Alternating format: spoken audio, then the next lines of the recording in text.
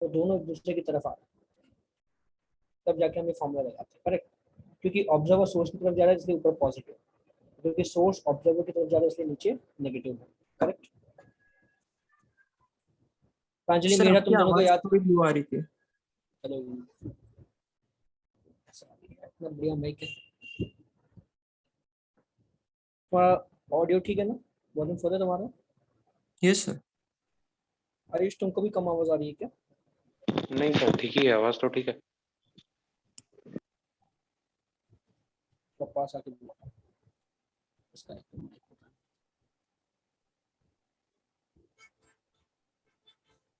आ रही क्या भी आवाज ठीक? हाँ सर अभी आ रही हाँ है। सर। तो देखो ये फॉर्मूला है ना। प्रांजलि मेहरा तुम दोनों को ये फॉर्मूला याद है ना, कि भूल गए?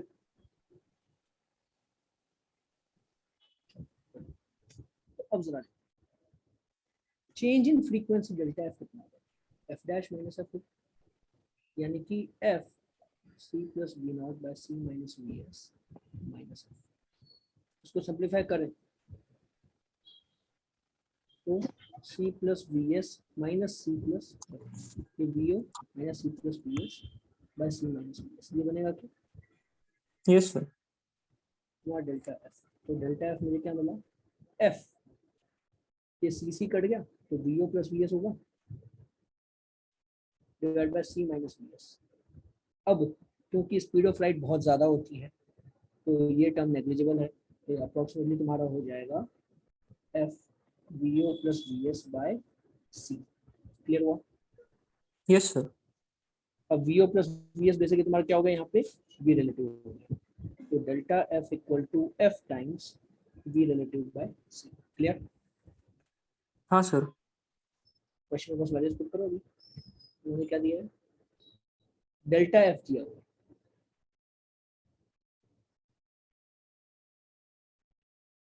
वेवलेंथ का, सॉरी डेल्टा लैम्डा दिया हुआ है।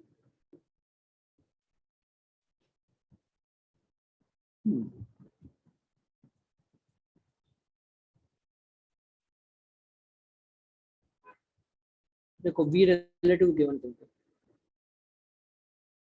वी रिलेटिव गिवन है, सी गिवन है,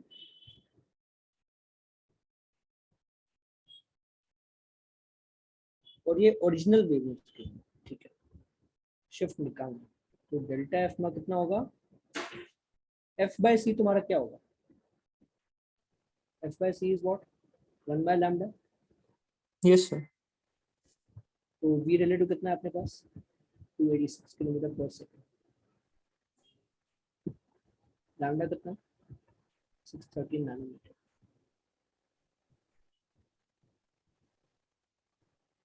कितना आ रहा है, सिंप्लीफाई करो। Yes sir.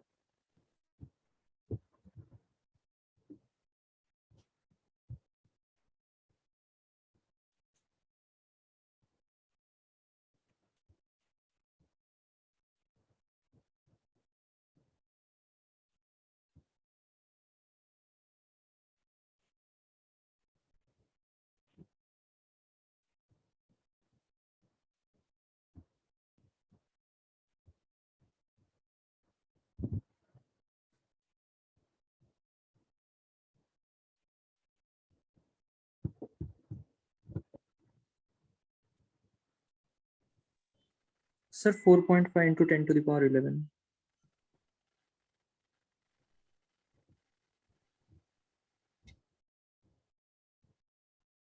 तो 45 10 टू द पावर 10 हो जाएगा, यस सर। तो ये तुम्हारा वैल्यू आ गई एक्स की, ठीक है। Yes sir. क्या यही आंसर है क्या? सर एक मिनट से देखते हैं।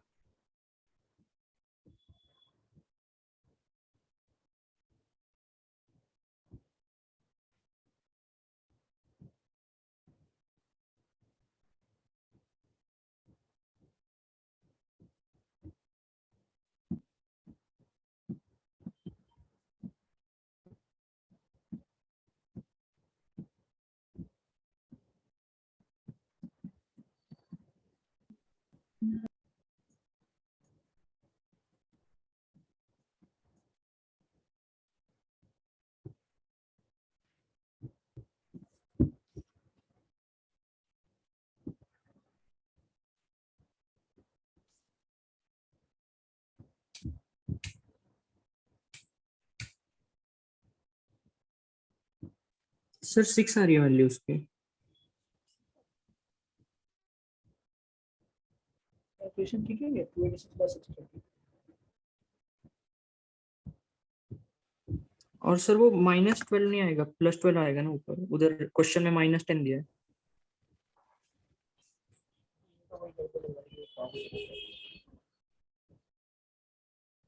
Shift in the wavelength, sorry हमने डेल्टा एफ निकाला। F lambda equal to C होता है, तो मतलब क्या होगा, D F by F plus D lambda by lambda equal to 0 होगा क्या? बोलो। Yes sir. Lambda by F into D F, ये इसको सॉल्व करो। एफ कितना है तुम्हारा, D by lambda, lambda square कितना होगा 630।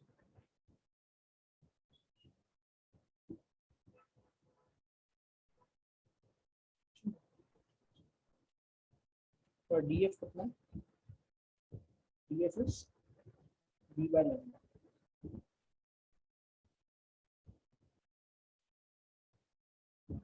तो तुम्हारा डी लैम्डा तुम्हारा 630 माइनस रिलेटेड कितना 286 पावर कितना है?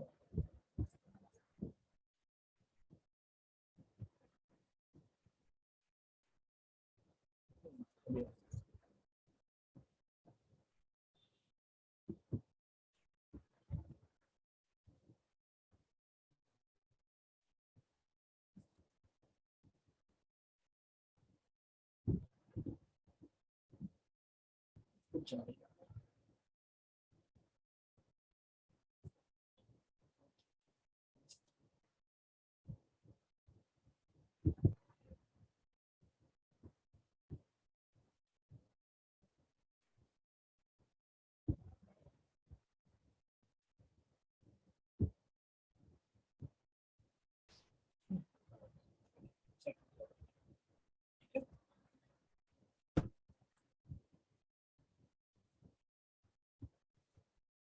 Okay,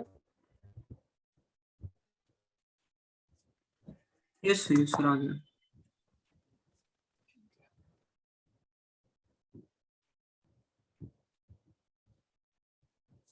three days red green blue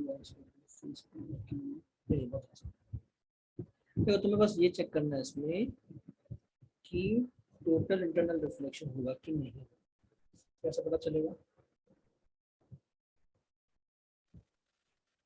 sir Snell's law से कर सकते हैं। देखो हमारी जो भी लाइट यहाँ पे जा रही है उसका एंगल ऑफ इंसिडेंस कितना है, 45 डिग्री। Hello Yes. सर। हाँ सर आपका आवाज कम है। हेलो, हाँ सर आपका आवाज कम आ रहा है थोड़ा। तो ठीक था सेटिंग तो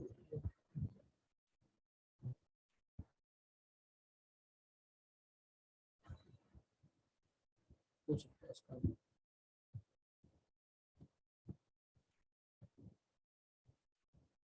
हाँ।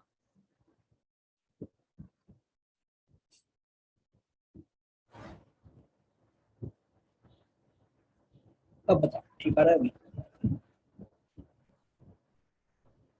सर कम ही है।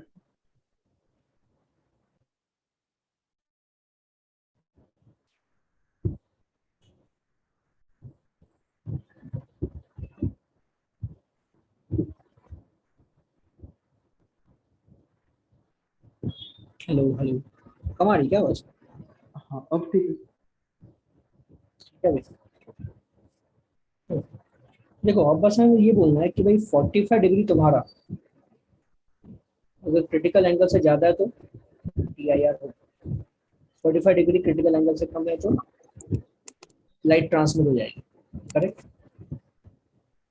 कोई यस डाउट सर। इसमें? नहीं सर।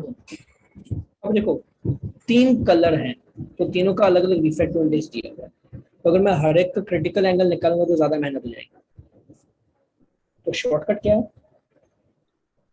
कि सर एक 45 डिग्री, हाँ रेफरेंस निकालेंगे सर एक। F 45 डिग्री को अगर मैं क्रिटिकल एंगल बोलूँ तो साइन 45 डिग्री कितना होगा तुम्हारा 1/μ, मतलब म्यू कितना आ रहा है √2 यानी कि 1.414। Yes sir. अब जिसका इंडेक्स इससे ज्यादा वो करेगा थीटा, जिसका इंडेक्स इससे कम वो करेगा ट्रांसफॉर्म। क्या हुआ? Yes sir. तो ये दोनों तुम्हारे ज्यादा है।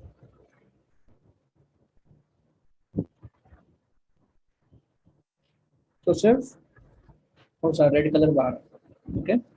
Yes sir. ऐसा क्वेश्चन क्लासिक हो जाएगी, मतलब जब भी ऐसा क्वेश्चन आता है यही तरीका सॉल्व करेंगे इसको। मेरा प्रांजलि तुम दोनों को क्लियर हुआ ये?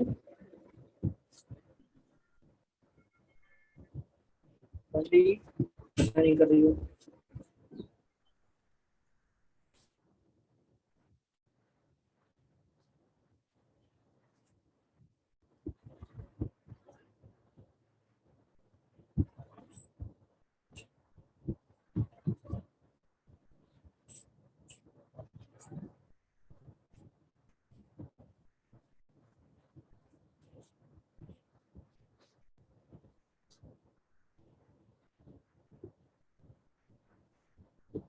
एक क्रोमेटिकली कंबाइंड मतलब क्या?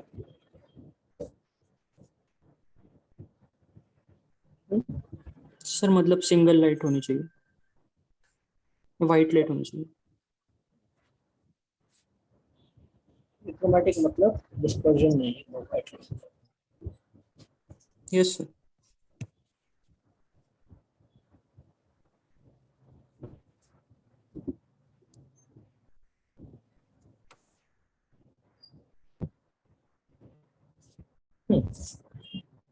डिस्पर्सिव पावर का फॉर्मूला क्या है?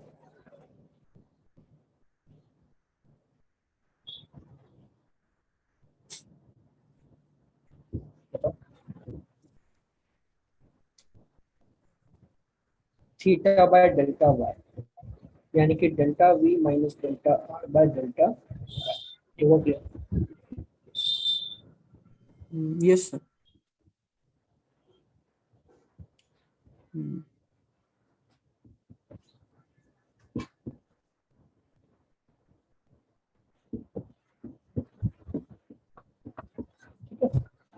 अब इसको मैं और क्या समझने लगा, डेल्टा तुम्हारा क्या होगा ए इंटू म्यू माइनस 1।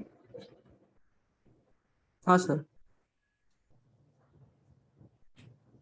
तो ए कट जाएगा, क्या बचेगा? सिर्फ mu V minus mu R बराबर म्यू वाई माइनस 1, ये बचेगा। Yes sir. डेल्टा क्या होता है तुम्हारा? Mu into A into mu minus. Mu minus 1। तो वायलेट का म्यू इसमें डालेंगे, ये फॉर्मूला वायलेट का म्यू डाल दो, रेड के लिए यहाँ पे म्यू आर डाल दो, येलो के लिए म्यू वाई डाल दो, ये तो सेम रहेगा। Yes sir. अब देखो म्यू वाई जो है गिवन दोनों,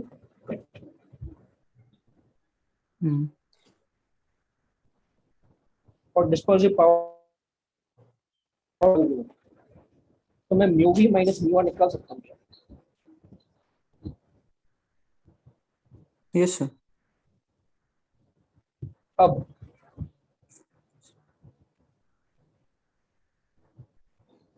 रिफ्रैक्टिंग एंगल पूछा है,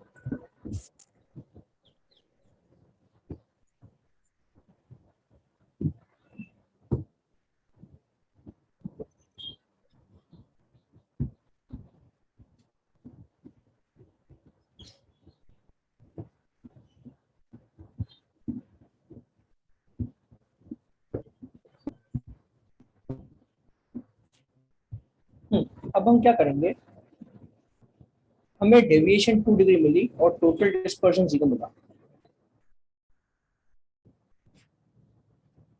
तो for combined two, for combined, sir पहले बात मैं इसको x मान लेता हूं, ठीक है, इसको मैं x मान, तुम्हारा थीटा टोटल कितना होगा? टोटल डेविएशन कितना होगा? Delta Y two, delta Y one minus delta Y two होगा क्या? क्योंकि लाइट तो तुम्हारी इधर भी, तो पहले तुम्हारा डेविएशन यहाँ पे क्लॉकवाइज हुआ, तो डेविएशन एंटी क्लॉकवाइज, इसलिए हमने सब्ट्रैक्ट किया। क्लियर हुआ? Yes sir. तो कितना बनता है तुम्हारा?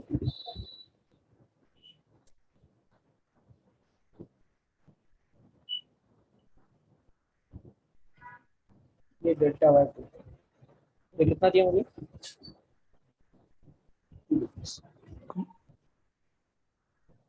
है ना? Yes sir. समझ लो तुम्हारा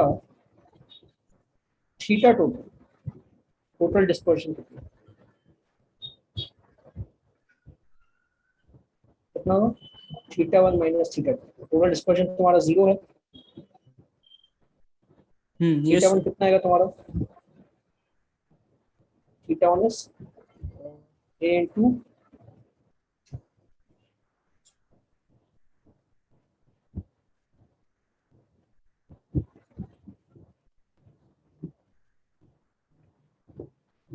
तो देखो mu V minus mu R मुझे दोनों प्रिज्म्स का मिल जाएगा, यानी कि mu V one minus mu R one और mu V two minus mu R two, मुझे दोनों मिल जाएंगे। करेक्ट? Yes sir. मुझे इसकी वैल्यू पता है, इसकी वैल्यू पता है, फिर ये पता है, ये पता है, तो दो इक्वेशन दो अननोन, ये वन टू मिल जाएंगे। क्लियर? Yes sir. थोड़ा लेंथी क्वेश्चन है, समझ में आ गया? तो हाँ सर।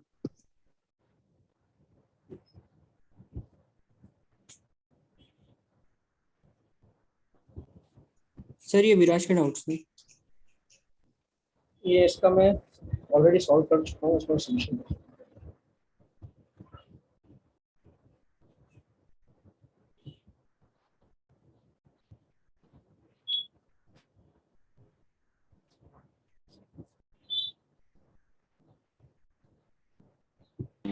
सर ये तो हम लोग क्लास में भी किए थे कुछ दिन पहले।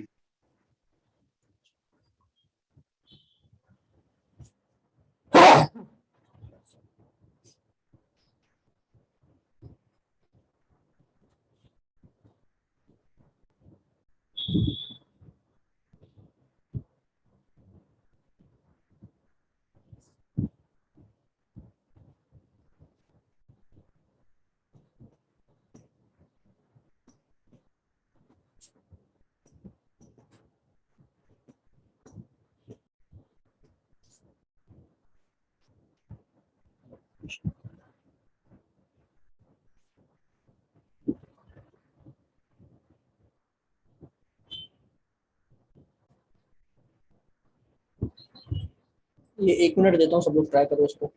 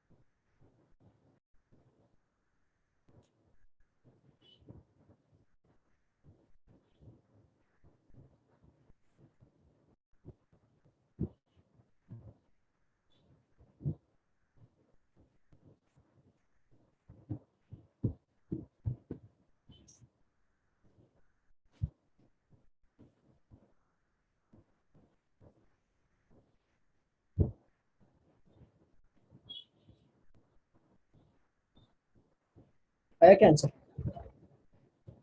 एक मिनट।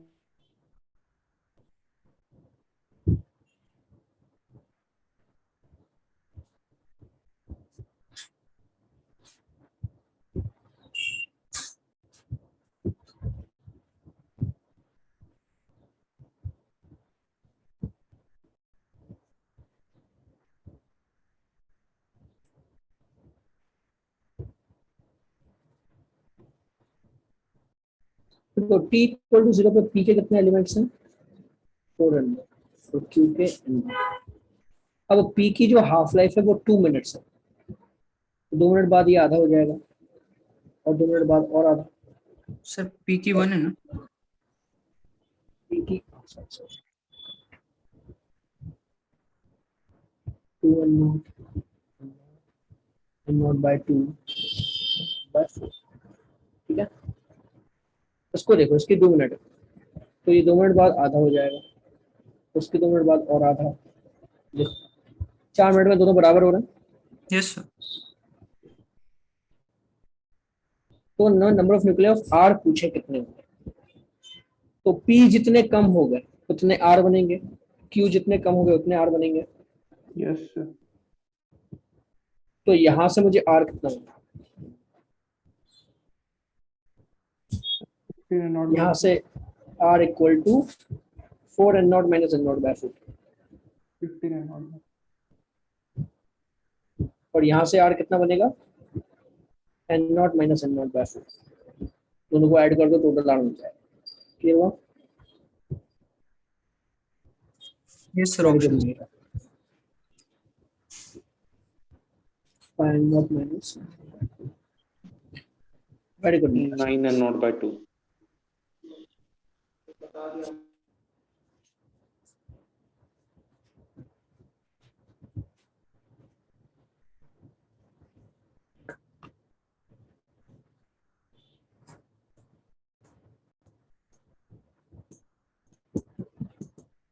ऐसा क्वेश्चन मैंने तुम लोगों को करवाया था, मेरा को तो मैंने अभी कराया था, मीला प्रांजलि को, जो मैंने चैप्टर पढ़ाया था, पार्थ में।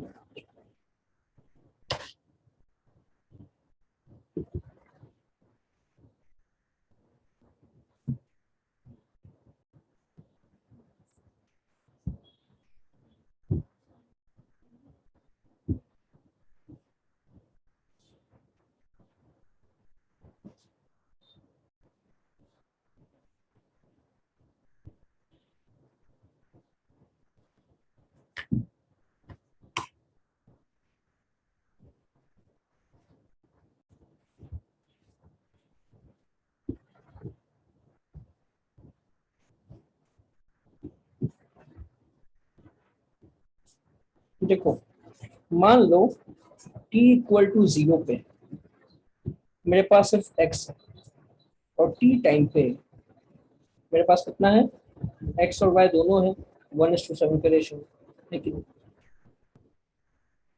yes तो इनिशियली में इन दोनों का सम सिर्फ x होगा, ये मान लो, क्या हाँ sir, है ना? मान लो x के 8 मॉलिक्यूल थे, तो अभी एक बचा, बाकी 7 y में कन्वर्ट हो, करेक्ट। तो कितनी हाफ लाइफ निकली होंगी,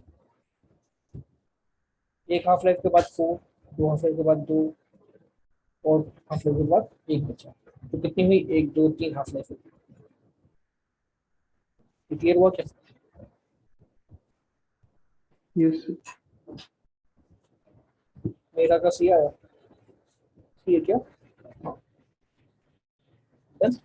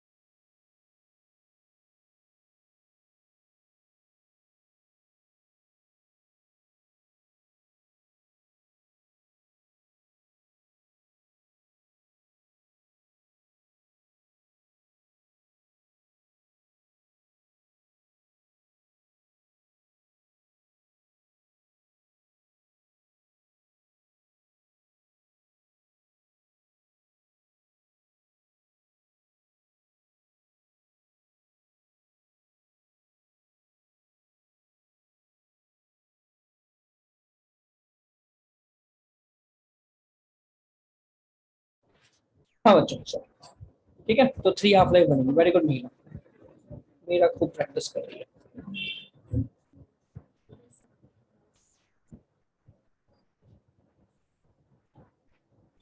और थोड़ा हो गया।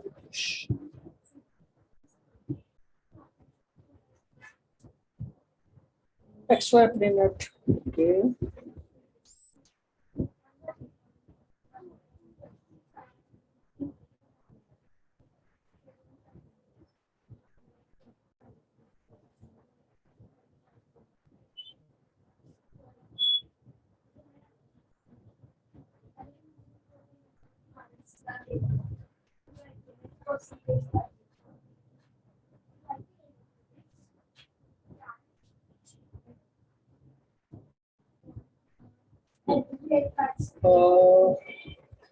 यहाँ पे y एक्सेस पे तुम्हें चार्ज कर,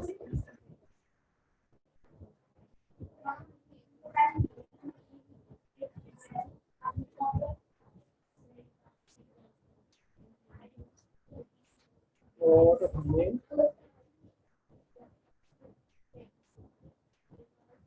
यहाँ पे पोटेंशियल करेक्ट।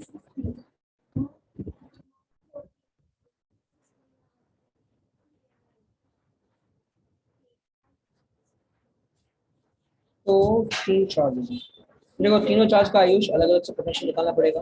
मेरी आवाज आ रही है क्लियर? हाँ सर तो क्लियर है। कैसे करें? देखो ये चार्ज का तो डायरेक्टली निकल आएगा a q बाय r, है ना? Yes, minus sir. 2 है, यहाँ पे q है, यहाँ पे q है। तो एक तो इसका आ जाएगा directly a q by r। अब मुझे ये डिस्टेंस चाहिए r1, r1 कैसे मिलेगा?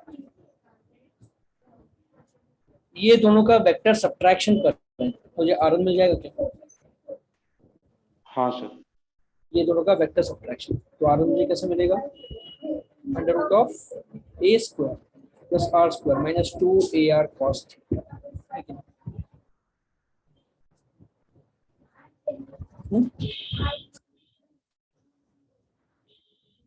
हुआ क्लियर? हाँ सर। और ये r2 कैसे मिलेगा? a square plus r square minus 2ar। अब इन दोनों के बीच में एंगल कितना है? Pi minus theta, correct. ये जाएगा तुम्हारा ये under root of a square plus r square plus 2ar cos theta. देखो ये वेक्टर के यूज कैसे होते हैं, ट्रायंगल प्रॉपर्टीज तो वेक्टर से निकाल सकते हैं। ठीक है, यस सर। अभी बाकी मैथ्स लगाना, सिंपलीफाई करना ट्राई करो एक बार। ठीक है आयुष, तो बताओ इसका सर डाइपोल का बता दीजिए एक बार। कॉन्सेप्ट बताओ। हाँ सर एक बार बता दीजिए। डायपोल मतलब डायपोल में क्या क्या, देखो डायपोल का पहली बार फॉर्मूला क्या होता है तुम्हारा? KPR by R cube. Minus Q distance D, तो तुम्हारा डायपोल मोमेंट क्यू डी होता है, करेक्ट। Yes sir. अब डायपोल की एक्सिस पे फील्ड कितनी होती है? E axis 2kp bye r, और ये इक्वेटर पे फील्ड अपोजिट डायरेक्शन में होती है, ई इक्वेटर कितना होता है? kp by r। यहाँ पे 2 आएगा, यहाँ पे 2 नहीं है, क्लियर है? हाँ सर। अब बात करें हम पोटेंशियल की, सर किसी भी पॉइंट पे अगर लेना होता तो वो वाला कैसे करता? वो बता। ये एक्सेस तुम्हारा क्या होगा? kp बाय r स्क्वायर, और v इक्वेटर कितना होगा?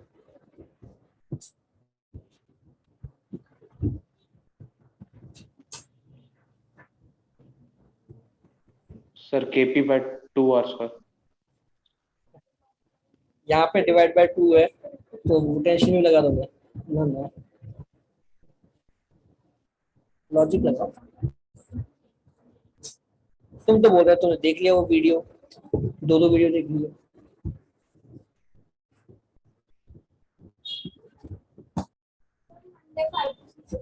ट्यूसडे नहीं, मंडे हम लोग नहीं अवेलेबल है ना, मैम और मैं दोनों ही नहीं है, तो ट्यूसडे 5। Okay bye. होमवर्क करना है आपसे?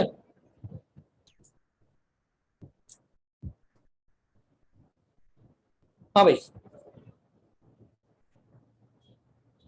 देखो, बहुत सिंपल सा लॉजिक है, इसलिए बोलते हैं डेरिवेशन समझा करो। इक्वेटर पे अगर तुम देखो यहाँ पे, तो नेगेटिव चार्ज की वजह से पोटेंशियल कितना होगा, माइनस के क्यू बाय, ये मान तुम्हारा डिस्टेंस एल है, और पॉजिटिव चार्ज की वजह से पोटेंशियल कितना होगा, प्लस के क्यू बाय एल, टोटल कितना हुआ, जीरो। इक्वेटर पे पोटेंशियल हमेशा जीरो रहता है। क्लियर हुआ? हाँ आयुष, सर, यस सर। अब जनरल किसी पॉइंट पे कैसे निकालें? ये तुम्हारा डायपोल है, यहाँ से मुझे थीटा एंगल पे मुझे इस लोकेशन पे फील्ड और पोटेंशियल निकालना है। तो मैं क्या करूंगा, डायपोल के दो कंपोनेंट बनाऊंगा। ये कंपोनेंट होगा तुम्हारा पी कॉस थीटा, ये कंपोनेंट होगा पी साइन थीटा। तो पी कॉस थीटा की एक्सिस पे है ये पॉइंट, तो एक इलेक्ट्रिक फील्ड इधर बनेगी, 2 kp cos थीटा बाय, कोई डाउट इसमें? नहीं सर।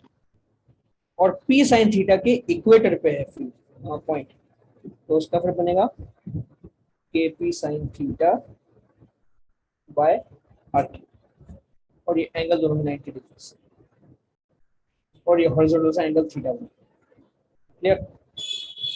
अब बस इनका वेक्टर एडिशन करके नेट इलेक्ट्रिक फील्ड मिल जाएगी इसमें। ठीक है, यस सर। सर तो दोनों का इसमें रूट क्वेश्चन, पर। हाँ अब इसमें क्वेश्चन कैसा बनता है, बोलते हैं कि भाई ऐसा पॉइंट निकालो जहाँ पे इलेक्ट्रिक फील्ड वर्टिकल है।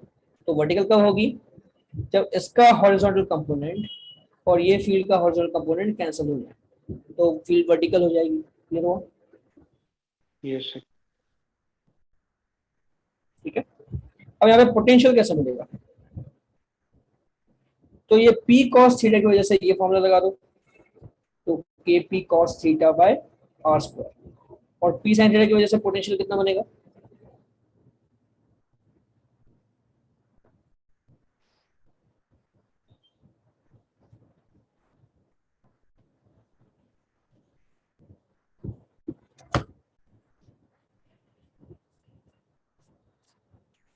Sir K P sine theta by R cube.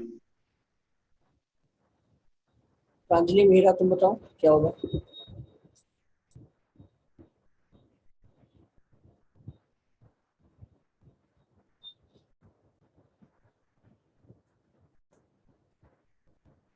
Sir zero होगा।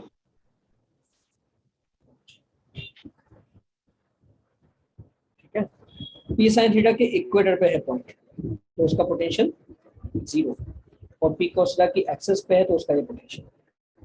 ठीक है,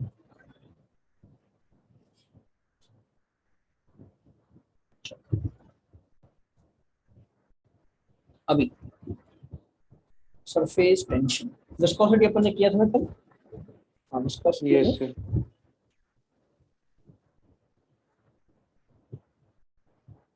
मैंने क्या बताया था, एक स्फीयर है, अगर 20 फीट से जा रहा है एक लिक्विड के अंदर, तो लिक्विड जो है वो विस्कस फोर्स लगाता है, और फिर कितना होगा, 6 ईटा आर, करेक्ट? Yes.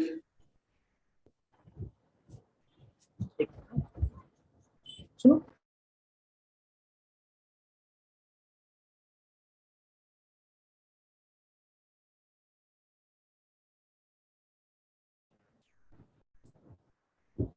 हाँ तो विस्कस फोर्स, अब यहाँ पे मान लो मुझे निकालना हो एक्सेलरेशन निकालना है, तो कैसे निकलेगा, तो देखो इस पे फोर्सेस क्या क्या लग रही है, एक तो mg लग रहा है नीचे, है ना, और बाइंड फोर्स लगेगी ऊपर, विस्कस फोर्स लगेगा ऊपर, तो एम ए इक्वल टू क्या होगा, M G minus bind force minus viscous force. कोई डाउट इसमें?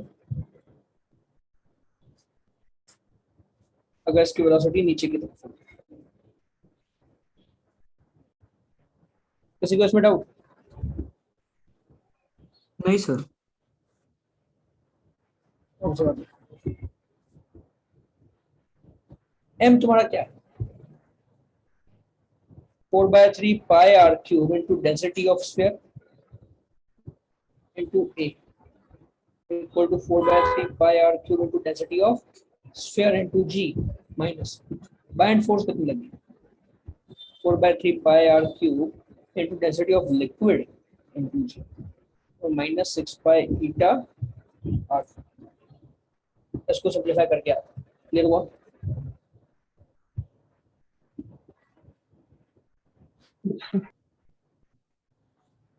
अब देखो ये नीचे एक्सेलरेट करेगा तो इसकी वेलोसिटी बढ़ेगी, किसी को इसमें डाउट?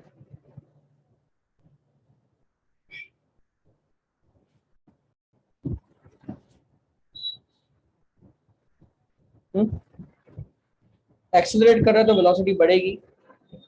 अब वेलोसिटी बढ़ेगी तो इसका विस्कस फोर्स भी तो इंक्रीज होगा, है कि नहीं?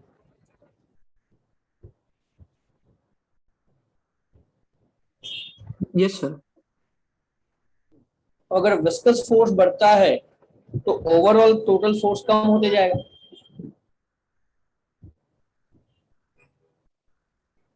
तो ऐसे में अगर मैं ग्राफ बनाता हूँ वेलोसिटी वर्सेस टाइम और एक्सेलरेशन वर्सेस टाइम का, तो उसकी वेलोसिटी जो है ना वो कंटिन्यूसली इंक्रीज होगी एक्सपोनेंशियल, और जो एक्सेलरेशन है वो कंटिन्यूसली डिक्रीज होगी। समझ में? yes, तो एक पॉइंट ऐसा आएगा जब एक्सेलरेशन पूरा जीरो हो जाएगा और वेलोसिटी हो जाएगी कांस्टेंट, करेक्ट? और वो पॉइंट तुम्हारा कब आता है? इन्फिनिटी पे आता है। क्लियर? इसको हम बोलते हैं vt, जब वेलोसिटी इसकी हो जाएगी कांस्टेंट। vt क्या है तुम्हारा? Terminal velocity when acceleration becomes zero. है समझ में?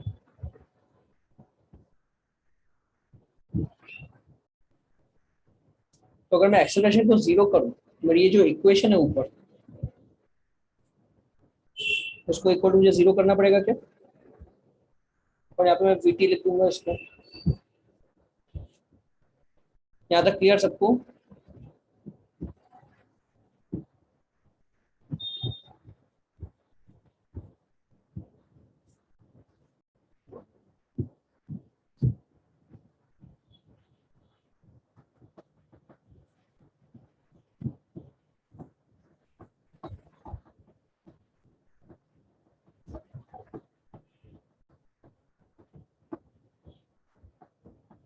मेरा अंजलि, पार्थ, आयुष, रोहित, क्लियर हुआ? हाँ सर, तो इसको करते हैं हम सिंप्लीफाई। मुझे क्या होगा?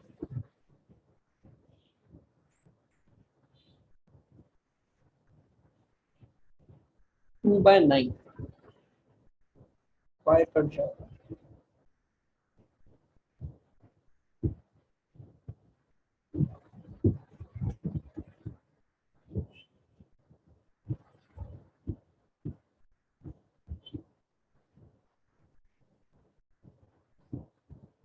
ये बनेगी तुम्हारी टर्मिनल वेलोसिटी, ठीक है?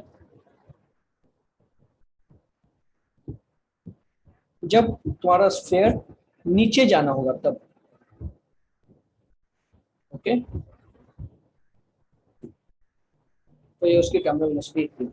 कोई डाउट उसमें?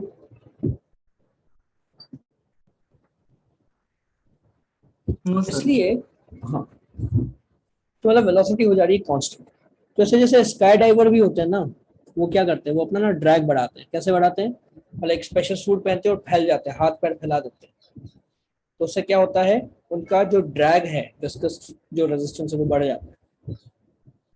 तो स्काई डाइवर्स की ना इवेंचुअली वेलोसिटी हो जाती है कांस्टेंट, इसलिए उनको वो थोड़ा डर नहीं लगता है उसमें। ऐसा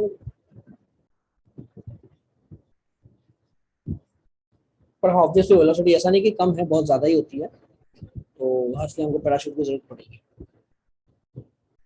ठीक है?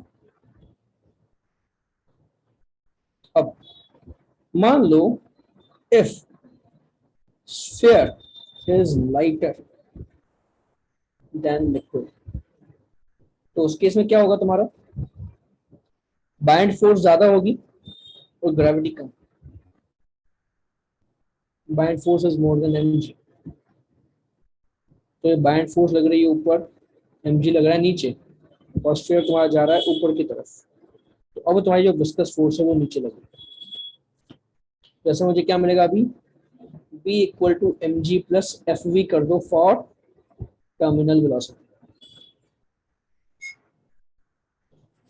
क्या होगा तुम्हारा 4/3 pi R cube rho liquid into G, ये रो लिक्विड लगेगा, और यहाँ पे मास की जगह क्या लिख सकता हूँ, 4/3 pi R cube rho solid into G plus 6 pi eta R we.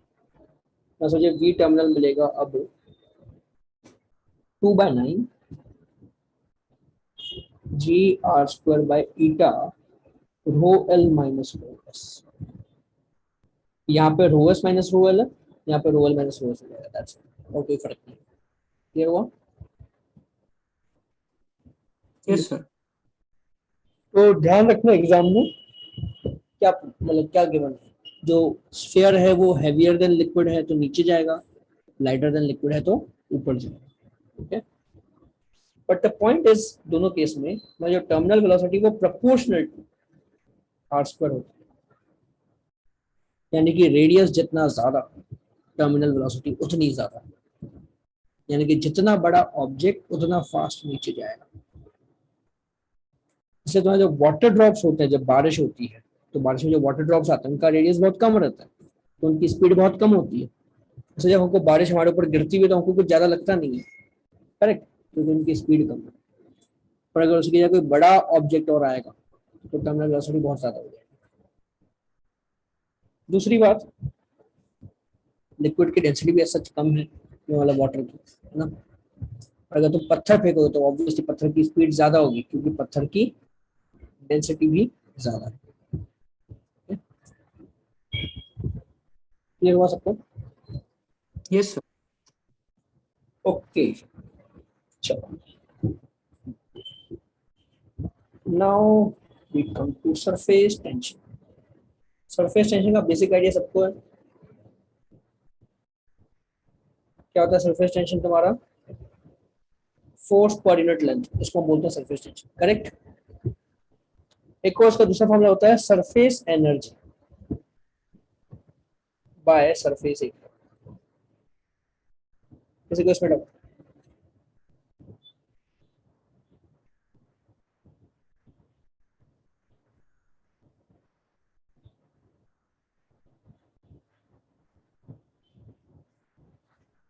बच्चों क्लियर है?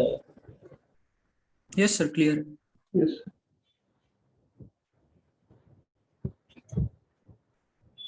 सरफेस टेंशन कैसे यूज होता है तुम्हारा, सिंपल है, फोर्स लगा रहा है, हमें वही फोर्स यूज करनी है। तो one of the most common applications of surface tension वो होता है तुम्हारा कैपिलरी राइज।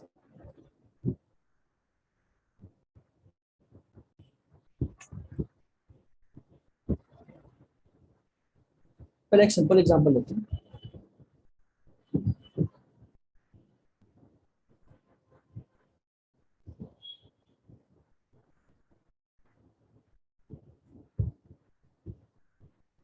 मान लो यहाँ पर ऐसा लिक्विड है,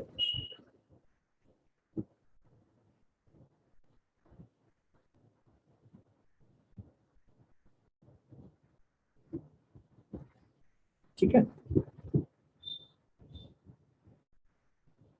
ऐसा लिक्विड है, मैंने दो प्लेट्स को उस लिक्विड के बीच में से डाला है, तो अब क्या होगा, बहुत इंपॉर्टेंट पॉइंट समझो। यहाँ पे जो सरफेस है ना वो बेंड हो जाता है, क्या होता है, बेंड हो जाता है। तो बेंड होने की वजह से तो जो लिक्विड है वो थोड़ा सा ऊपर राइज करेगा, ऐसा।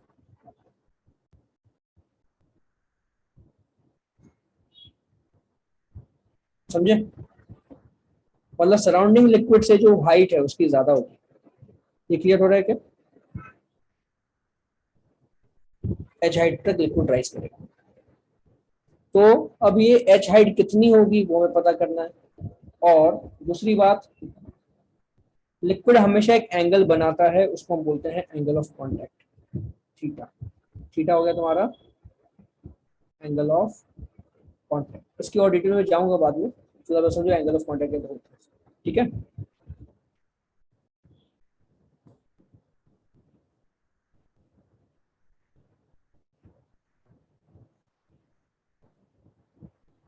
देखो कोई भी लिक्विड सरफेस है हमेशा कुछ ना कुछ एंगल बनाता है। रियल लाइफ एग्जांपल भी देखें अगर,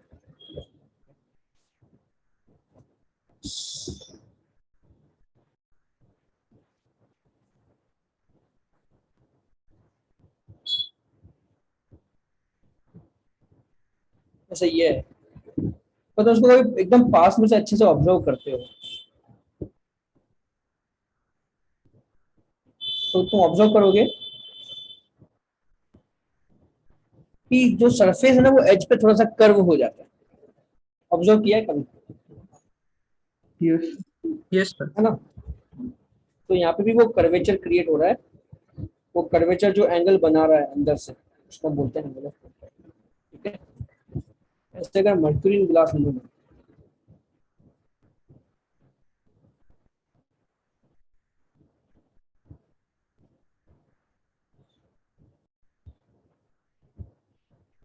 हाँ ये देखो मर्क्यूरी ग्लास, इसका सरफेस देखो, ये नीचे की तरफ बेंड हो रहा है क्या?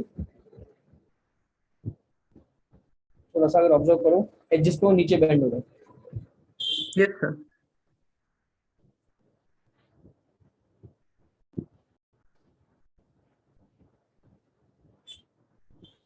ठीक है, तो पानी ऊपर की तरफ बेंड होता है, मर्क्यूरी नीचे बेंड होता है। जैसे हर एक लिक्विड का जो बेंडिंग एंगल है वो अलग अलग होता है। ठीक है, अब जरा समझो, तो अगर इसको फ्रंट व्यू देखो तो ऐसा लिक्विड जो है तुम्हारा एज हाइट तक राइज किया, तो अब ये जो एज है ना, यहाँ पे सरफेस टेंशन की वजह से फोर्स लगेगा। कितना फोर्स लगेगा? Surface tension into length L. इसमें कोई डाउट? यहाँ पे लिक्विड को ऊपर की तरफ फोर्स लगेगा ऐसा। सिमिलरली इस तरफ भी फोर्स लगेगा, कितना? T into. कोई डाउट इसमें? नहीं सर।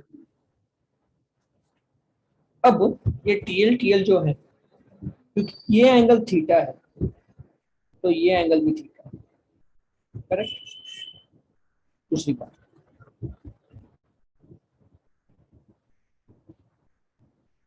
ये लिक्विड का इतना मास ऊपर आ चुका है तो उस पर ग्रेविटी लगेगी नीचे, mg।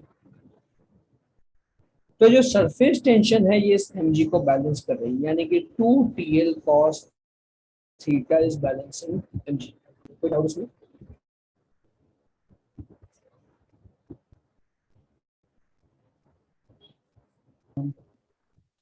नहीं sir, 2 TL cos theta equal to m कितना तुम्हारा?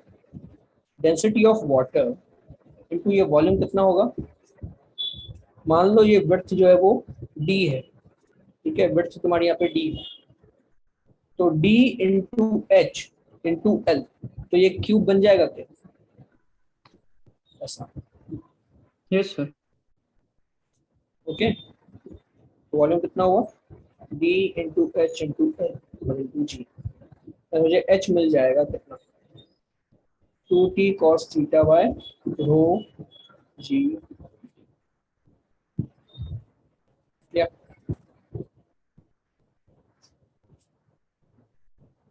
yes, yes sir.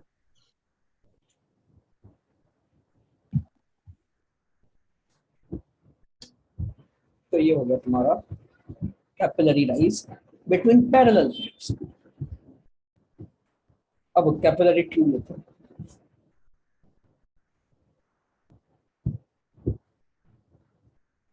Capillary tube में क्या होता है?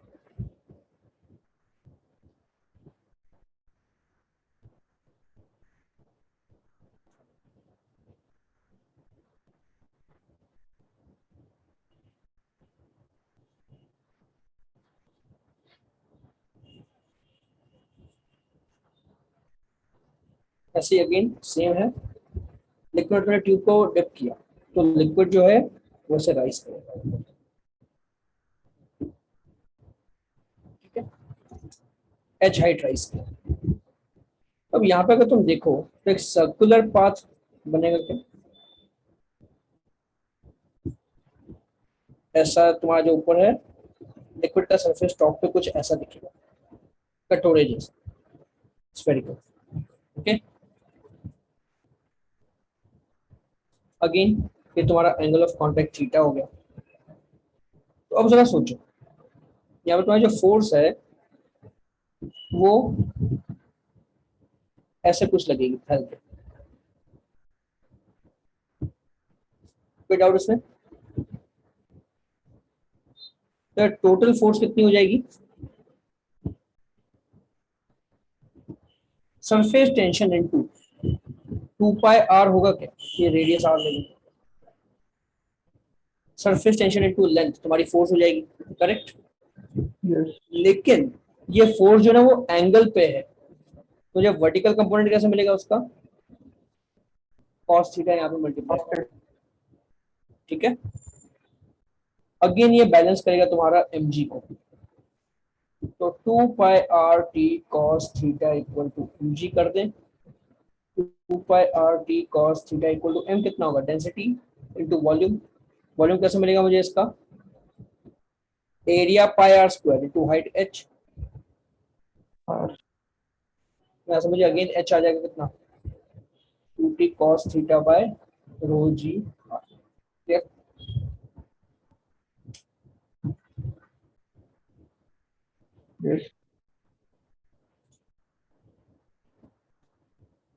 Capillary lens. अब यहाँ पे एक इंपॉर्टेंट,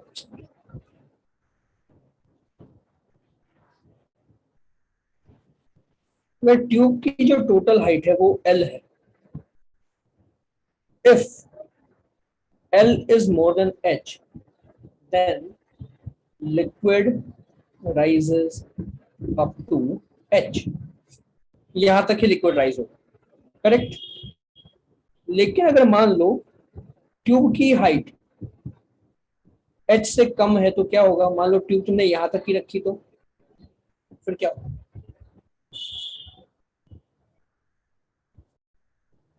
क्या लिक्विड ऊपर चढ़ के ओवरफ्लो करेगा, लिक्विड ऊपर जाएगा ही नहीं,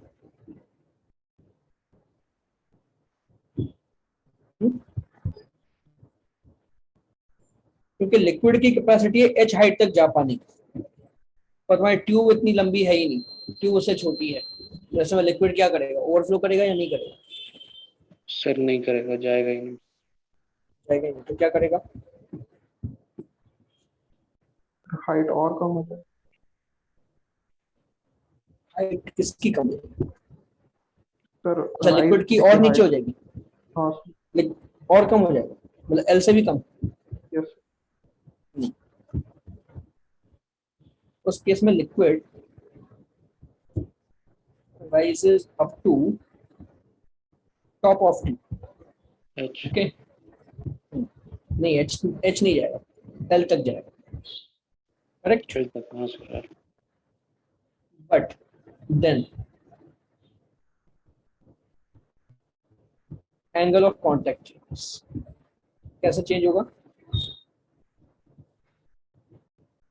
ये जो फॉर्मूला है इसमें लिख दो तुम, H की जगह L रख दो और लिख दो 2t cos theta dash by rho G are.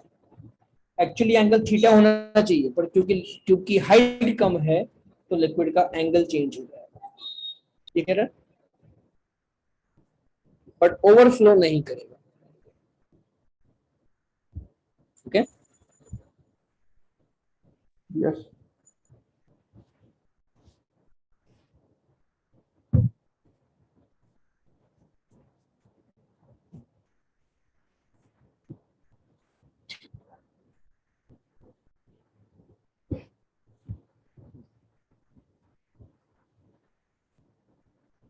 फिर तुम्हारा आता है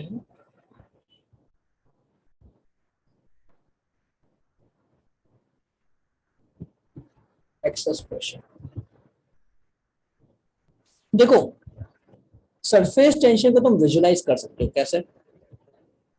मान लो तुमने एक बलून फुलाया, तो बलून का जो रबर है वो स्ट्रेच हो रहा है क्या? Yes sir. तो रबर अगर स्ट्रेच हुआ तो रबर में टेंशन कुछ क्रिएट हुआ क्या? हाँ सर।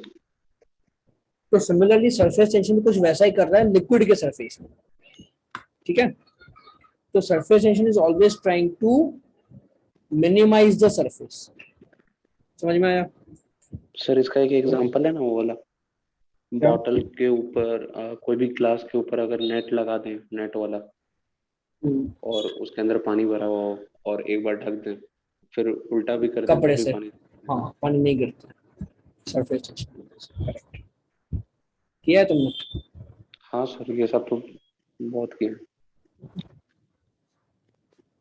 Surface tension. तो बेसिकली मान लो जैसे अपन वो सोप बबल क्रिएट करें, वो नहीं मेले में मिलता है सोप सॉल्यूशन, उसमें से फिर बबल बनाते हैं अपन। हाँ सर। या फिर मान लो कि पानी के अंदर एक बुलबुला क्रिएट हुआ, तो तुम्हारा जो, अभी मैं फिलहाल बात करता हूँ एयर ड्रॉप की। एयर ड्रॉप मतलब क्या? Sorry, air bubble.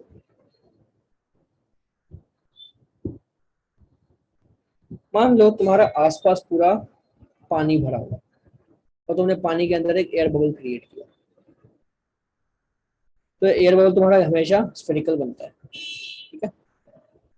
अब क्या होगा देखो, तो यहाँ पे ये अंदर हवा है एट प्रेशर P इनसाइड, और यहाँ पे प्रेशर P है, करेक्ट? बाहर का प्रेशर P, अंदर का प्रेशर P इनसाइड है। अब जरा समझो, जो सरफेस है वो कोशिश कर रहा है कि वो कम हो जाए क्योंकि सरफेस टेंशन है इसलिए, है ना? Yes yes sir. जैसे तुम सोचो, जैसे हम बलून की बात करें, अगर मैं बलून को फुला के छोड़ दूं तो क्या होगा? वो फिर से हवा पूरी निकाल देता है ना? यस हवा क्यों निकालता है? क्योंकि उसको अपनी सरफेस एरिया कम करनी है। तो ऐसे ही ये भी कोशिश तो करेगा कि अपनी हवा निकाल के सरफेस एरिया कम करे, पर हवा निकालने का कोई रास्ता तो है नहीं। ओके, हवा निकालोगे तो फिर दूसरा एक बबल बन जाएगा, तो कोई फर्क तो पड़ा नहीं, तो हवा अपनी निकाल नहीं पा रहा। तो इसलिए फिर क्या होता है, ये दबाने की तो कोशिश कर रहा है पर हवा निकल नहीं रही है, तो उस चक्कर में क्या होता है, अंदर जो प्रेशर है ना हवा का वो ज्यादा हो जाता है। ये समझ में आया? Yes sir. तो वो ज्यादा प्रेशर में कैसे निकाल सकता है? तो इमेजिन करो मैंने ये बबल को आधा काट दिया, मुझे आधा बबल मिलेगा यहाँ पे।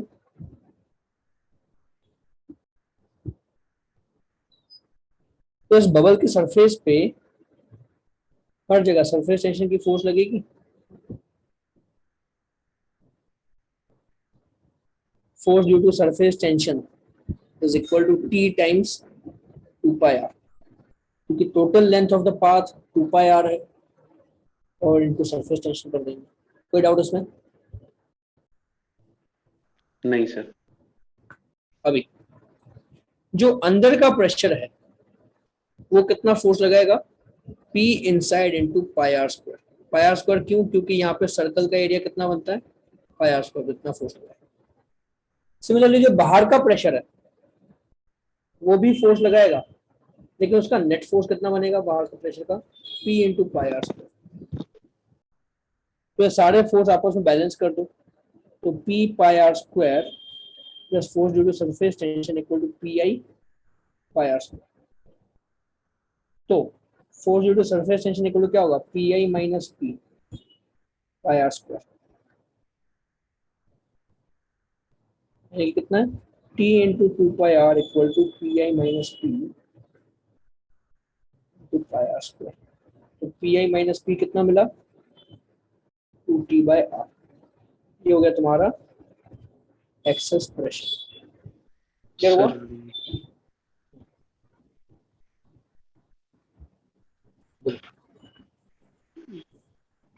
हाँ सर, क्लियर। ठीक है ना? कोई भी बबल है तो उसके अंदर प्रेशर हमेशा ज्यादा होता है, और कितना ज्यादा होता है? इसके बराबर ज्यादा होता है। क्लियर?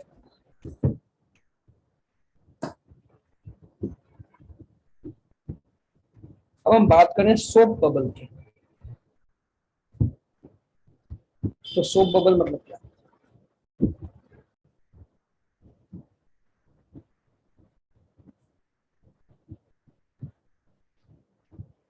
मैं थोड़ा थिक बनाया बट ऑब्वियसली से पतला होता है।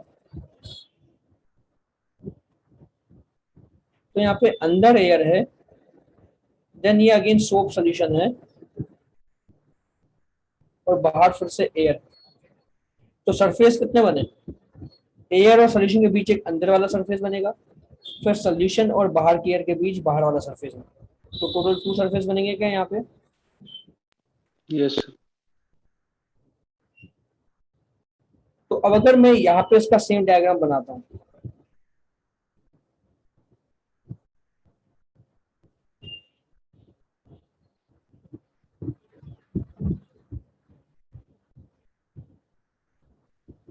सर इसमें भी सेम ही हो जाएगा तो। और यहाँ पे अब 2 सरफेस। सर 2 से मल्टीप्लाई होगा। तो यहाँ पे तुम्हें इंटू 2 करना पड़ेगा, सरफेस टेंशन में 2। ये क्लियर हुआ क्या? Yes sir. Yes sir. तो P pi R square plus F surface tension equal to PI pi R square. तो F सरफेस टेंशन कितना होगा तुम्हारा? PI minus P pi R square. तो 4T बाय R, तो तुम्हारा हो जाएगा PI माइनस P। यहाँ पे 2T बाय R है, यहाँ पे 4T बाय R। क्लियर है? यस। ठीक है, ये सबको क्लियर? अब दूसरी बात, हाँ सर। ये तुम्हारा जो फॉर्मूला है ना, ये जरूरी नहीं कि पूरे स्फीयर के लिए लगाओ। अगर तुम्हारा सरफेस स्फेरिकल भी है, भले पूरा स्फीयर नहीं है, आधा स्फीयर भी है, तब भी तुम्हारा ये फॉर्मूला एप्लीकेबल होता है।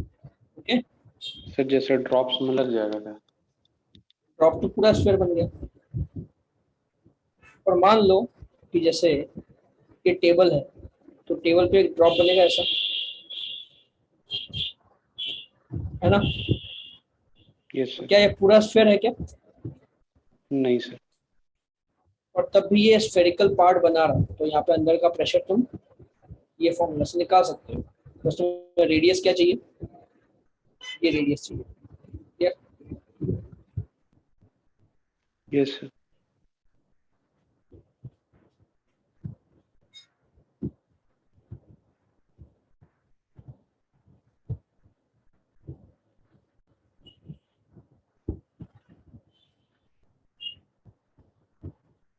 Delta P equal to 2T। एक और एग्जांपल,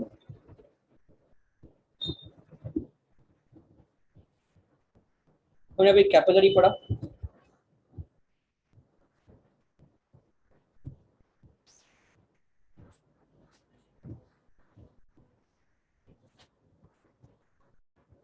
हाँ,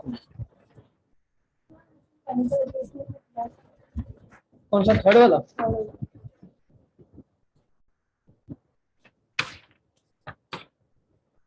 हाँ, केमिकल इक्वेशन लिखनी है तुम्हें।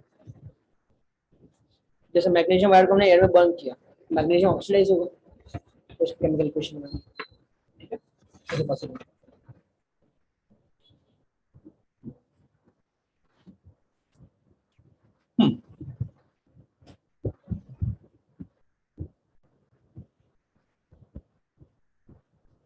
तो मान लो ये हाइट तुम्हारी यहाँ पे h है, ये तुम्हारे यहाँ पे लिक्विड सरफेस ऐसा होगा। ठीक है, अब जरा सोचो, ये जो लिक्विड सरफेस है, ये भी एक बड़े सर्कल का पार्ट होगा जिसका रेडियस कैपिटल R होगा। ये एंगल थीटा, ये तुम्हारा कैपिलरी का रेडियस स्मॉल r, ये थीटा है, ये 90 ये भी थीटा है। ये समझ में आ रहा है सबको कंस्ट्रक्शन? किसी को इसमें डाउट? नहीं सर। ये जो सरफेस है एक बड़े सर्कल का पार्ट बनेगा, करेक्ट? तो अब जरा देखो, यहाँ पे प्रेशर पी नॉट है, इसलिए यहाँ पे भी प्रेशर पी नॉट होगा। तो यहाँ पे प्रेशर कितना बनेगा, P equal to P naught minus rho G H होगा क्या, क्योंकि मुझे एच हाइट ऊपर जाना है। अगर मैं नीचे आता हूँ तो मेरा प्रेशर रो जी एच से इंक्रीज होता है, तो अगर मैं ऊपर जाऊँ तो मेरा प्रेशर रो जी एच से डिक्रीज होगा, है कि नहीं। Yes. तो यहाँ पे प्रेशर तुम्हारा एटमॉस्फेरिक प्रेशर से कम है। देखो यहाँ पे एयर प्रेशर है पी नॉट, लेकिन यहाँ पे प्रेशर पी नॉट से कम है। ये समझ में आ रहा है। तो ये मेथड 1 लगाते हैं। मेथड 1 का क्या है, P equal to P naught minus rho G H, यानी कि P naught minus rho G, और एच कितना है 2t cos theta by rho G R, यानी कि P naught minus 2t cos theta by R मिलेगा। कोई डाउट इसमें मेथड 1 में?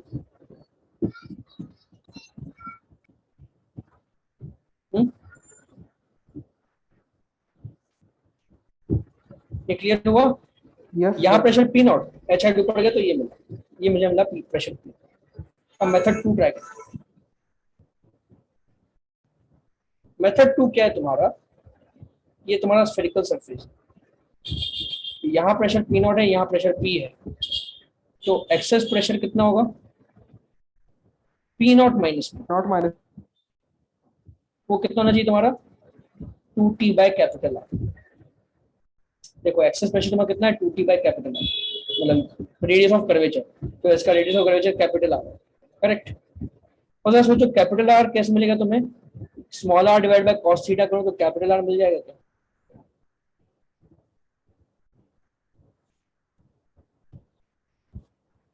तो क्या ये 2t cos theta by are हो जाएगा, मतलब p equal to P naught minus 2t cos theta by R. तो देखो सेम प्रेशर आएगा मेरे पास दोनों जगह से। अच्छा Yes. मेरा प्रांजलि क्लियर हुआ।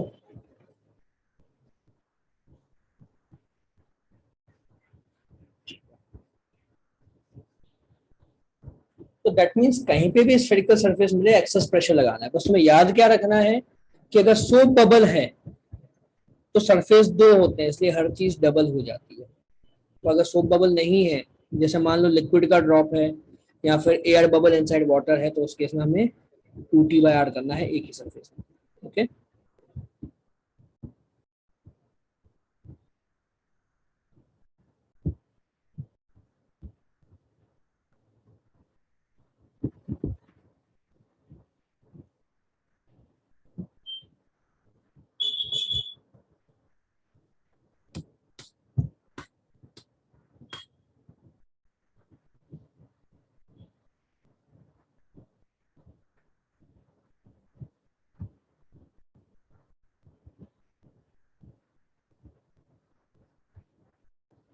अब मान लो दो सोप बबल, कभी ऐसा देखा है दो सोप बबल कंबाइन हो जाते हैं, ऑब्जर्व किया है। हाँ सर। Sir. तो ऐसे में मान लो इसका रेडियस r1, इसका जो रेडियस है वो है r2, और जो कॉमन सरफेस बनेगा उसका रेडियस है r3। ठीक है, ये इसका रेडियस है, उसका रेडियस ये है, और ये वाले सरफेस का रेडियस r3 है, करेक्ट। तो इसको ऐसे सॉल्व करते हैं। तुम्हारा सराउंडिंग प्रेशर पी नॉट है, यहाँ पे प्रेशर P1 है, यहाँ पे प्रेशर P2 है। ओके, तो ये P1 कितना मिलेगा, P naught plus 4t bye r1 लिख दो क्या, क्योंकि ये सोप बबल है। सोप बबल में क्या करते हैं 4t बाय r करते हैं एक्सेस प्रेशर। कोई डाउट इसमें। Nice. P2 कितना होगा,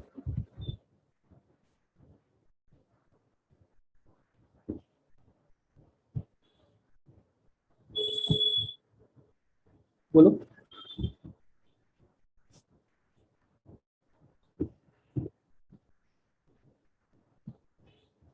sir P naught plus P naught 40 plus by 40 में R2.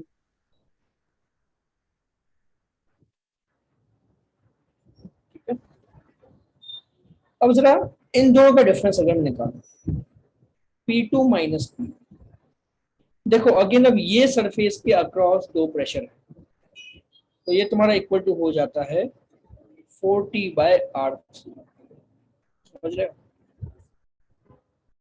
इन दोनों का प्रेशर डिफरेंस कैसे मिलेगा? इस सरफेस की वजह से मिलेगा, और इसका रेडियस कितना है? R3, तो P2 माइनस P1 यहाँ मिलेगा 40/R3। किसी को इसमें डाउट? नहीं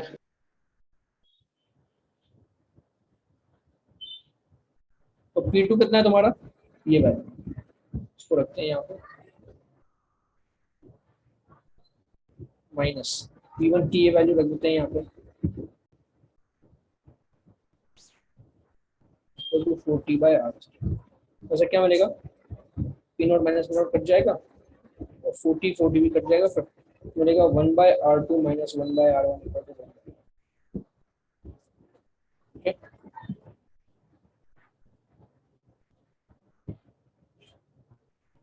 Yes.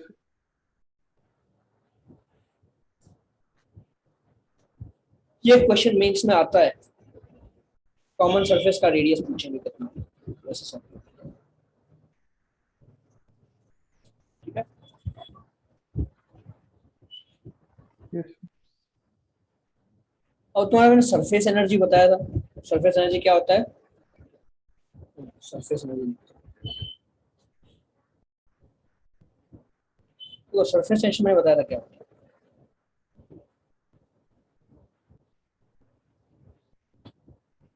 Surface energy by surface area, तो अगर मैं सरफेस एरिया को सामने ले जाऊँ तो मुझे क्या मिलेगा?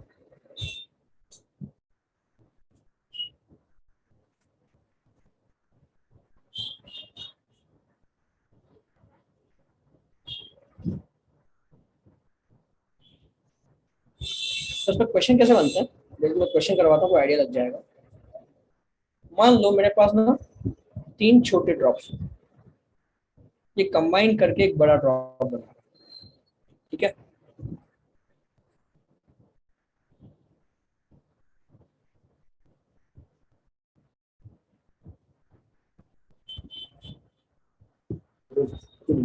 एक मिनट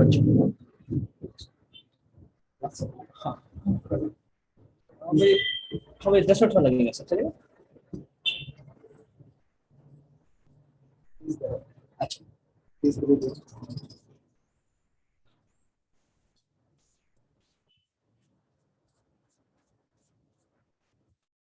एक मिनट सपोज ये बच्चों 3 drops combine to form 1 bigger drop, ठीक है? डेंसिटी जो है वो रो है, इसका रेडियस R है, ठीक है? सरफेस टेंशन T है, तो कैलकुलेट हीट रिलीज, ये क्वेश्चन सॉल्व करो।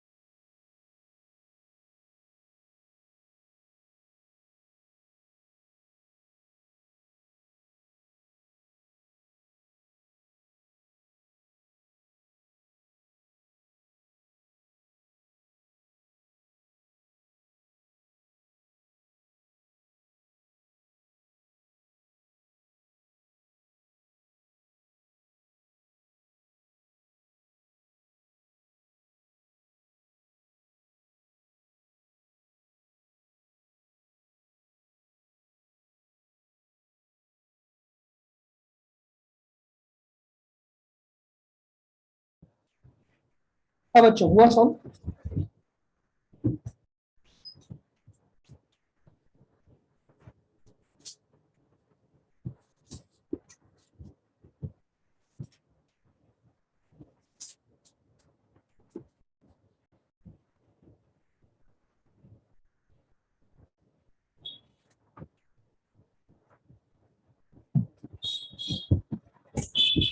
देखो कैसे होगा, तुम्हारी इनिशियल पोटेंशियल एनर्जी निकालो, या पहले हम वॉल्यूम कंसिडर करके फाइनल रेडियस निकालते हैं। Let final radius equal to R, तो initial volume equal to final volume होना चाहिए, है कि नहीं? yes, इनिशियल वॉल्यूम कितना होगा? 3 स्फीयर है तो ये इनिशियल वॉल्यूम बनेगा। फाइनल वॉल्यूम कितना होगा? एक ही स्फीयर है, करेक्ट? समझिए क्या मिल रहा है, R equal to R into 3 power 1/3 होगा क्या?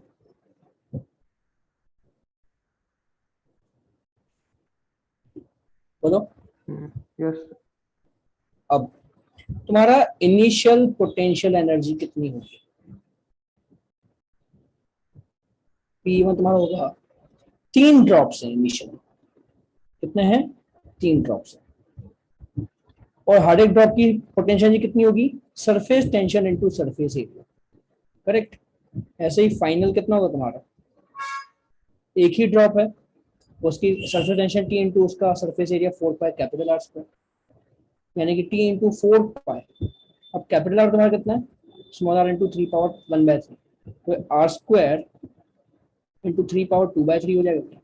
कोई डाउट इसमें?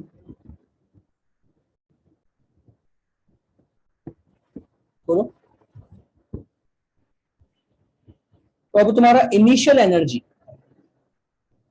इक्वल टू फाइनल एनर्जी होना चाहिए, तो फाइनल तुम्हारे पास क्या क्या एनर्जी है? Pe2 और हीट, इसको सॉल्व करेंगे हीट आ जाएगी मेरे पास। क्लियर हुआ?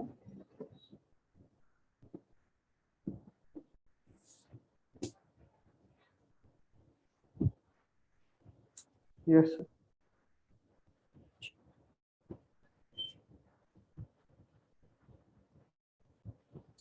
That's it. ठीक है, फ्लूइड्स का प्रैक्टिस करो अच्छे से और पीवाईक्यूज पे ज्यादा फोकस रखो, जैसे पार्ट कर रहा है विराज भी, आई थिंक पीवाईक्यू पूछ रहा है ना? और ये मेरा तुम्हारे लिए भी है, पीवाईक्यूज अभी पहले सॉल्व करो, ठीक है? मैं इनफैक्ट मंडे से तुम लोग का थोड़ा पीवाईक्यू पे वर्क करूंगा, ट्यूसडे से। मंडे तो क्लास नहीं लेना, ट्यूसडे को रखूंगा मैं। और सेकंड थिंग, पहले थोड़ा सेमीकंडक्टर हम रिवाइज करते हैं एक बार, क्योंकि काफी हाई वेटेज चैप्टर है वो मेंस में, ठीक है?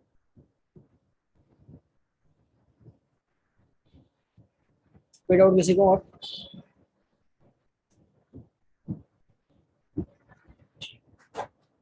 जा सकते हो, 10 मिनट में से RNM सर आ जाएंगे, तो तब तक रिजॉइन कर लेना। सर एक रेनॉल्ड्स नंबर बच गया क्या? रेनॉल्ड्स नंबर बचा है और एक और बचा तुम्हारा पॉइसनलीज फार्मूला। अच्छा हाँ सर, चलो यस। एक काम करो, बताइए ज्यादा देर नहीं है, रटने के लिए। ठीक है, तुम्हारा रेनॉल्ड्स नंबर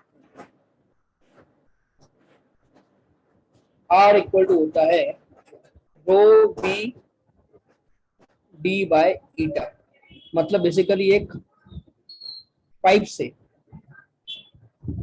लिक्विड फ्लो हो रहा है V स्पीड से, तो हम एक नंबर निकालते हैं, ये नंबर निकालते हैं, ठीक है? अब ये जो नंबर है ये हमें बताता है कि तुम्हारा जो लिक्विड फ्लो हो रहा है वो स्मूथ हो रहा है कि टर्बुलेंट है, ठीक है? स्मूथ फ्लो मतलब एकदम स्ट्रीमलाइन जा रहा है, फ्लो स्मूथ है, ठीक है?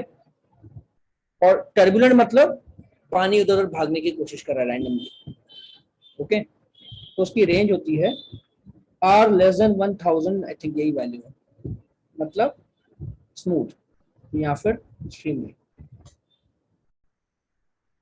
और R तुम्हारा 1000 से 2000 के बीच में है, तो ये तुम्हारा इनडिटर्मिनेट, मतलब कुछ भी हो सकता है। और R अगर तुम्हारा 2000 से ज्यादा है तो यह तुम्हारा टर्बुलेंट। क्लियर है? एक बार वैल्यूज ना एक बार चेक कर लेंगे, यस सर, यही यही है क्या? Yes sir. एक और तुम्हारा होता है अभी पॉइसनियस फॉर्मूला।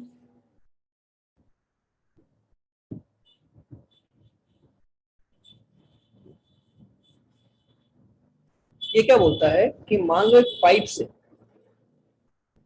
एक लिक्विड फ्लो कर, viscous liquid, for viscous liquid flow through pipe.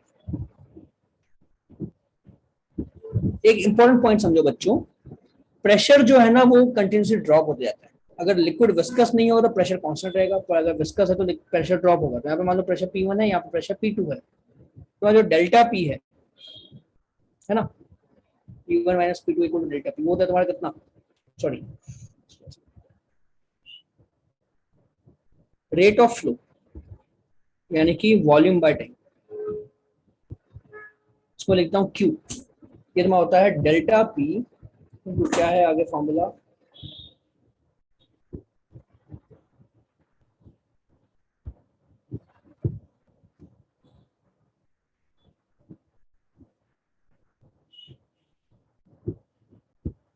Pi r power 4 bye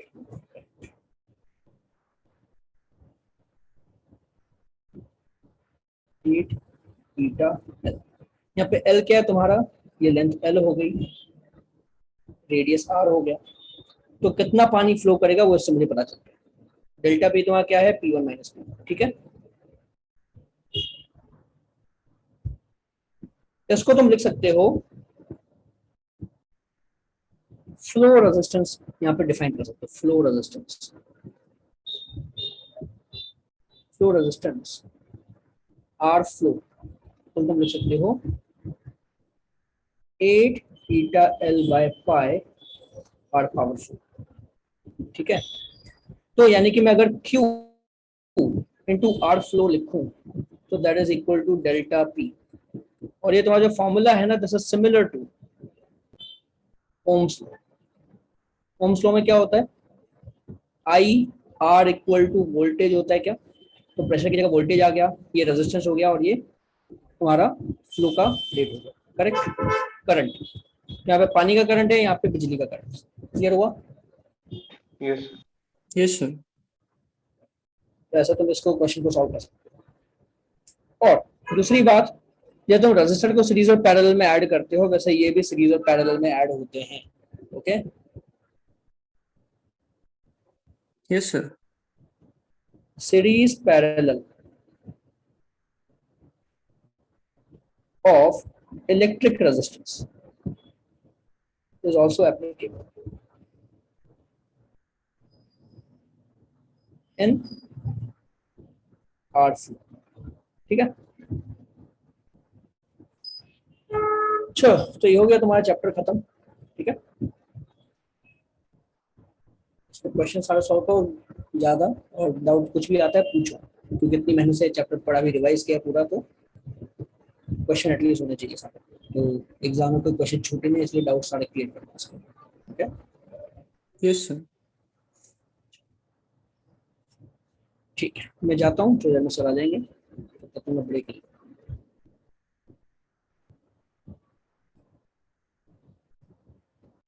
thank you sir.